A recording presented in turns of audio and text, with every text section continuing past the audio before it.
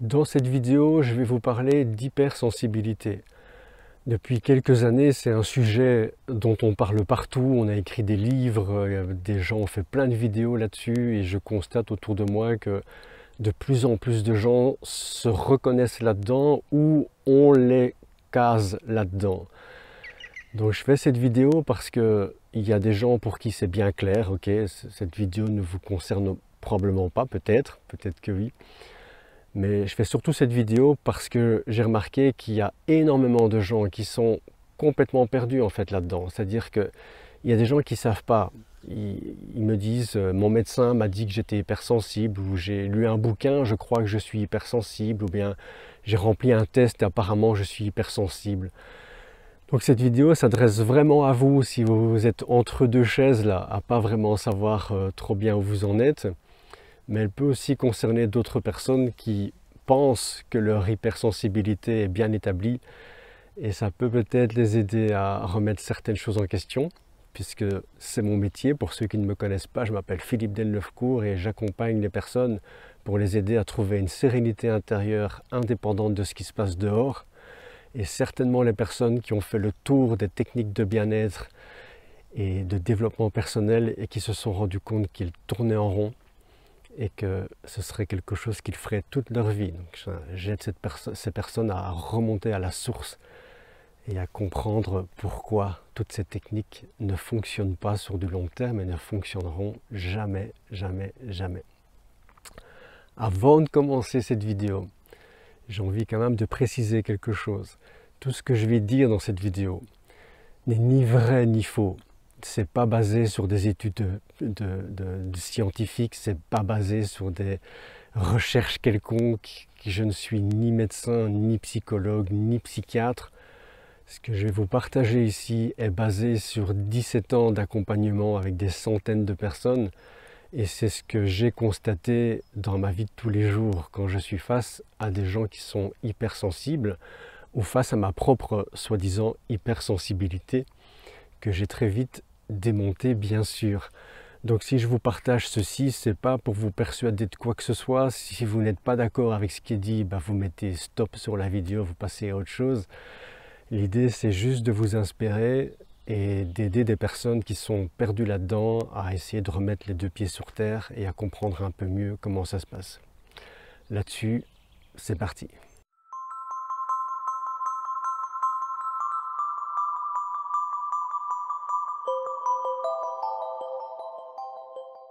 Il y a souvent un premier pilier à cette hypersensibilité, c'est cette notion de hyper, cette notion de trop, ou en tout cas au-dessus de la norme. Et j'aime beaucoup pour ça reprendre un mot utilisé ou inventé, je ne sais pas, par un écrivain, un conférencier écrivain qui s'appelle Thierry Janssen, peut-être que vous le connaissez. S'il tombe sur cette vidéo, je le salue même si je ne le connais pas. Mais Thierry Janssen, on lui a dit qu'il était hypersensible et lui, la réaction qu'il a eue, c'est de dire mais est-ce que c'est moi qui est hypersensible ou est-ce que c'est vous qui êtes hyposensible? Peut-être que ma sensibilité, c'est juste normal en fait. Peut-être que je suis normosensible et il a utilisé ce mot que j'aime bien utiliser aussi. Peut-être que vous n'êtes pas hypersensible, peut-être que vous êtes juste normosensible. C'est-à-dire que ce que vous percevez, ce que vous sentez, c'est peut-être normal de sentir ça. Et peut-être que ce sont les autres qui ont un problème parce qu'ils ne sentent pas ça. Et j'aime bien prendre l'exemple de vous marcher en forêt avec un groupe de 5 personnes qui parlent et qui n'arrêtent pas de causer, qui font un bruit d'enfer. Et à un moment donné, vous leur demandez de s'arrêter, de se taire, et vous leur dites, vous entendez l'oiseau là au-dessus de l'arbre? Et les 5 personnes vous répondent, non, non, non, il n'y a pas d'oiseau, on n'entend pas d'oiseau, non, il n'y a pas d'oiseau. Qui a un problème? Qui a un problème? Est-ce que vous êtes hypersensible parce que vous entendez un oiseau que 5 personnes n'entendent pas parce qu'elles sont dans un bruit permanent? Donc j'aime bien remettre aussi, comme le fait Thierry Janssen, les choses à leur place. Quelqu'un qui soi-disant est hypersensible parce qu'il sent des choses que les autres ne sentent pas, c'est peut-être tout simplement parce que les autres sont coupés de leurs sensations. C'est peut-être pas l'hypersensible qui a un problème. C'est peut-être les autres qui sont coupés et qui devraient normalement sentir ça. J'ai habité pendant quelques années dans une villa, dans un endroit résidentiel et très très calme. Et j'ai un ami qui habitait au centre-ville, et un jour il est arrivé chez moi, il s'est installé sur la terrasse, et au bout de 30 secondes, il m'a dit « C'est horrible chez toi, c'est mort, il n'y a rien ici, il n'y a rien ». Il avait l'impression d'être dans un vide absolu. Et après une demi-heure, tout d'un coup, il m'a dit « Ah, t'entends, il y a des oiseaux ». Et j'ai dit « Tu sais, les oiseaux, ils étaient là quand tu es arrivé aussi ». Vous voyez?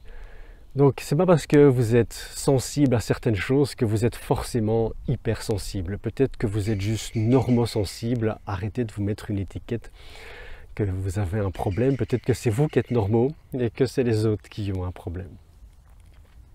Le deuxième pilier que je retrouve souvent, c'est cette idée d'être submergé par les émotions. Il y a énormément d'hypersensibles qui me disent « Il suffit que je vois un enfant mourir à la télévision et je me mets à pleurer ». Mais même chose, est-ce que c'est pas normal d'être touché quand on voit un enfant qui meurt à la télévision? Est-ce que vraiment vous trouvez ça normal de voir des gens qui meurent de faim aux infos et de pouvoir continuer à manger sans se poser de questions? Vous voyez, le monde est en train de changer par rapport à ça, et tant mieux. Mais donc peut-être que de nouveau, c'est pas parce que vous êtes submergé en voyant ça que c'est vous qui avez un problème. Malgré tout, ce deuxième pilier, c'est une découverte que j'ai faite aussi pendant toutes ces années d'accompagnement. C'est que souvent, il y a deux raisons pour lesquelles on est submergé par nos émotions. La première raison, c'est la principale, la plus courante, c'est qu'en fait, on a fabriqué comme un mur en fait, parce qu'on n'a pas envie de sentir certaines émotions. Et quand on fabrique un mur au milieu d'une rivière, pendant quelques minutes, l'eau s'arrête à cause de ce mur, ou grâce à ce mur. Mais très vite, ce qui va se passer, c'est que l'eau va monter derrière le mur et à un moment donné, l'eau va submerger le mur et passer au-dessus. Pourquoi on crée un mur? Souvent, ça vient de l'enfance, ça rejoint le premier point dont j'ai parlé. On est enfant, et puis on sent quelque chose, on se rend bien compte que les autres enfants ne le sentent pas, et puis on se dit, j'ai un problème en fait, je ne suis pas normal, je ne suis pas comme eux. Et dans la tête de l'enfant, il peut se passer un truc de manière tout à fait inconsciente et automatique, bien sûr, qui est, il faut que je me coupe de ça, parce que c'est pas normal de sentir ça. Ça correspond à ce mur dont je parle, et du coup, toute sa vie, on a l'impression qu'on est submergé, alors qu'en fait, c'est pas qu'on est submergé par trop d'émotions, c'est qu'on a essayé de ne plus sentir les émotions qui sont là, qui s'accumulent et qui finissent par passer au-dessus de ce mur qu'on a construit. Ça, c'est la première raison, c'est on construit un mur pour pas sentir, et du coup, ça explose. La deuxième raison, qui va dépendre de certaines personnes, si vous connaissez les profils de personnalité de l'Ennéagramme, vous savez peut-être mieux de quoi je parle, et il y a des gens qui ont besoin de ces émotions pour avoir l'impression qu'ils sont en vie. Le fait de ressentir les émotions, pour certaines personnes, c'est une preuve que j'existe, que je suis là et que je suis en vie. Donc forcément, si j'ai besoin des émotions et de sentir les émotions pour sentir que je suis en vie, ça peut très vite partir en vrille. Ça peut très vite partir dans un truc de puisque j'ai besoin de sentir ça. Plus il y en a, mieux c'est en fait. Sauf que, évidemment, quand j'ouvre la porte à en sentir un maximum pour me sentir exister, il peut très vite se passer que ça me submerge parce que je ne peux plus contrôler ça, évidemment. Quand je veux plus de quelque chose, il y a un moment donné où la vie m'en envoie autant que j'ai demandé et je vais me retrouver complètement submergé par ça. Donc ce deuxième pilier de « je suis submergé par mes émotions », je vous invite aussi peut-être à vous poser des questions par rapport à ça. Comment ça se fait que je suis submergé par mes émotions? Et voyez si ça vous parle à l'intérieur de « est-ce que je bloque ou est-ce que j'aime ça ?» Peut-être que ce point peut vous parler aussi. Et le troisième pilier, c'est peut-être le plus difficile à démonter pour certaines personnes qui sont dans ce truc depuis quelques années, c'est l'identification. C'est le fait de s'identifier à cette hypersensibilité. Je suis hypersensible. Souvent, ça crée une identité et ça y est, j'ai compris. J'ai compris pourquoi je suis comme ça. J'ai compris pourquoi je ne suis pas adapté à ce monde. J'ai compris pourquoi j'arrive pas à parler aux gens. J'ai compris pourquoi je suis submergé. J'ai compris, j'ai conseillé, j'ai compris. Je suis hypersensible. Et quand on s'identifie à ça, ça devient compliqué parce qu'on en crée une identité. Ce n'est plus un comportement, ce n'est plus quelque chose que je suis en train de vivre, ce n'est plus une caractéristique que je pourrais avoir, ça devient qui je suis. Et malheureusement, je risque de renforcer ça avec une boucle qui ne va plus s'arrêter. C'est-à-dire que puisque j'ai bien compris que j'étais hypersensible, dès qu'on va me proposer quelque chose ou que je vais tomber sur une information qui risque de remettre ça en question, le risque c'est que je vais bloquer ça en disant non, non, non, non, mais je peux pas, je suis hypersensible. Et moi je vois ça régulièrement quand je dis à certaines personnes, est-ce que tu as déjà essayé la méditation? Ben, j'ai souvent des gens qui se prétendent hypersensibles et qui me disent ah ben non, la méditation, je ne peux pas essayer moi ça, parce que je suis hypersensible. On voit que dès qu'il y a un truc qui va venir remettre en question ça, il y a ce blocage de non, non, non, non, non, pas toucher à ça. Maintenant j'ai compris pourquoi j'étais comme ça, j'ai compris qui je suis. Il ne faut surtout pas toucher à ça. Et il y a des gens qui vont rentrer dans la brèche bien sûr et qui vont vous alimenter avec plein d'infos de voilà comment on est quand on est hypersensible, voilà pourquoi ça ne fonctionne pas quand on est hypersensible, que doit faire un hypersensible, que ne doit pas faire un hypersensible. Et ça renforce cette idée de je suis différent des autres, je suis spécial et je ne suis pas comme vous. Il y a parfois un peu d'orgueil là-dedans, hein, mais c'est pas facile à voir évidemment. Mais si, en entendant ce que je suis en train de dire, il y a de la colère qui monte en vous, c'est souvent un signe qu'on touche à de l'identité.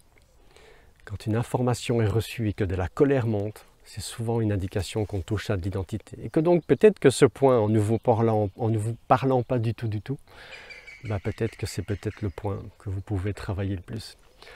Voilà pour ces 3 piliers, vous en faites ce que vous voulez, je le répète, c'est ni vrai ni faux, c'est juste basé sur une expérience personnelle et donc coloré avec mon expérience personnelle aussi.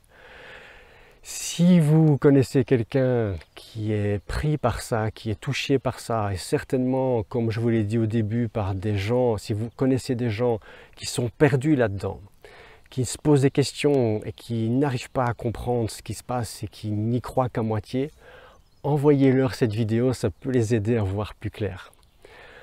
Voilà, c'est tout pour cette vidéo. J'espère que ça vous aura inspiré et aidé et on se retrouve pour la suite. À bientôt.